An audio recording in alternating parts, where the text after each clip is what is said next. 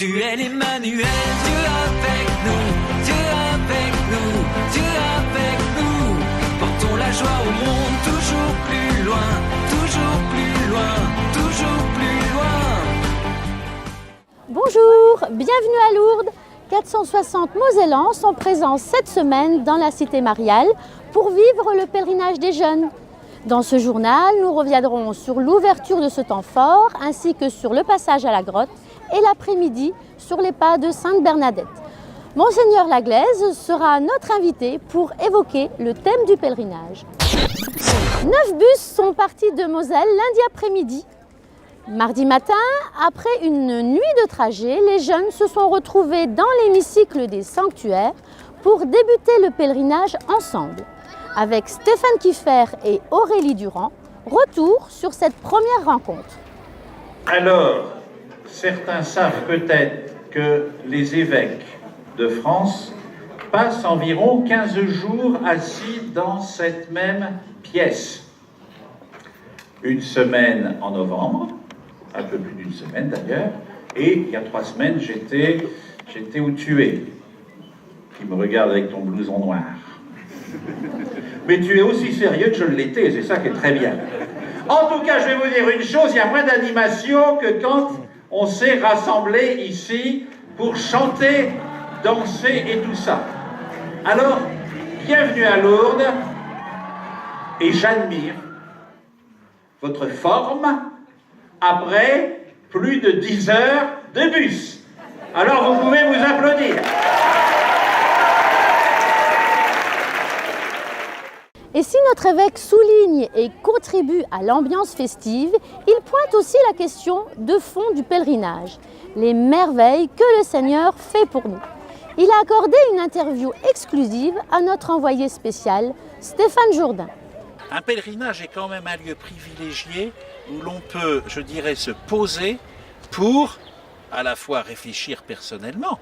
Est-ce que le Seigneur m'appelle? Est-ce que j'ai envie d'y répondre? Et en même temps, de trouver des adultes, et nous sommes, Sœur Dorota l'a rappelé tout à l'heure, nous sommes un certain nombre de prêtres, de pouvoir venir parler avec nous, ou pour des filles d'aller parler avec Sœur Dorota sur cette question de la vocation. En envoyant certains jeunes qui étaient là, certains étaient déjà à Rome au pèlerinage des servants d'autel il y a 1 mois et demi, d'autres j'ai souvenir de leurs lettres demandant la confirmation. Il y a parmi les jeunes qui sont là des jeunes garçons qui pensent déjà, se posent la question d'être prêtres ou religieux, et des filles se posent la question de la vie religieuse. Je suis sûr que le Seigneur fait déjà des merveilles dans la vie de ces jeunes et des animateurs, et que ce pèlerinage va aussi faire des merveilles. Enfin, faire des merveilles, le Seigneur fera des merveilles. Retour avec les pèlerins qui, mardi après-midi, se sont rassemblés dans la basilique de l'Immaculée Conception pour la messe, avant de se répartir en équipe pélée. En fin d'après-midi, séquence émotion pour tous avec le passage à la grotte. C'est la première fois que je viens à la grotte. C'est un sentiment de sérénité et de recueillement. Moi, j'ai bien aimé. À la grotte, je me suis sentie un peu protégée comme ça. Et j'ai trouvé aussi ça bien de ramener une prière de quelqu'un qu'on ne connaît pas forcément en fait. C'est calme, c'est serein, c'est aussi bien aussi de donner des prières que les autres ont écrites. Du coup, ça fait partager un peu aux autres ce que les autres pensent, même si on ne les connaît pas. La grotte, j'ai trouvé qu'on était en sécurité, voilà. Ce mercredi matin, avec 20 000 autres personnes, les jeunes Mosellans ont participé à la messe internationale. L'après-midi, les collégiens ont ensuite mis leurs pas dans ceux de Bernadette. Ils ont notamment visité le cachot, le moulin, l'ancien presbytère, l'église paroissiale et l'hospice. L'occasion pour eux de découvrir la figure de Bernadette, comme ils nous l'expliquent. On a visité dans un premier temps le musée.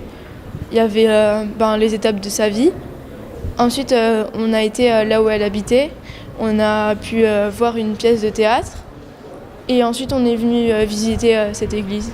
C'est l'endroit où elle a été baptisée. Et on est passé dans justement l'endroit où il y avait l'eau bénite, quoi. C'était une fille qui a dû beaucoup combattre dans sa vie. Elle était malade et puis elle a accepté la maladie. Ensuite, elle a eu des apparitions de la Vierge Marie qui lui a dit de ne pas baisser les bras, puis aussi d'aider des gens. En fait, ce qui m'étonne beaucoup, c'est qu'il n'y avait pas beaucoup de pièces.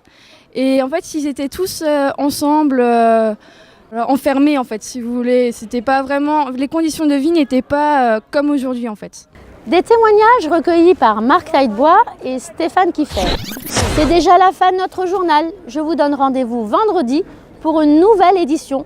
On se quitte avec quelques images de la grotte. Reposant. La bonne humeur. Réconfortant. Un moment de calme, de sérénité et de prière.